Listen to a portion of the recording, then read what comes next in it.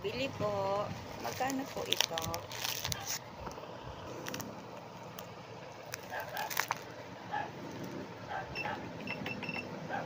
87 po. Ay, ang mahal naman. Sa kabila, 85 lang. Eh, bakit po di nyo pa dun binili? Wala po kasi silang ganitong kulay. Sige po, bibilin ko na. Pakiusap po sa mga customer na grabing mambarat sa mga tindahan.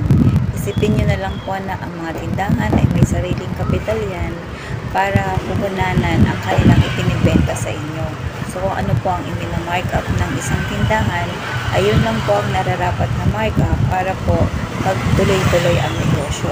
So wag naman po tayong mambarat at wag naman po nating harap-harapang sabihin ang presyo sa kabila dahil hindi naman po lahat ay makikipag-price war at ibababa nila ang presyo nila para lang maibigay sa inyo.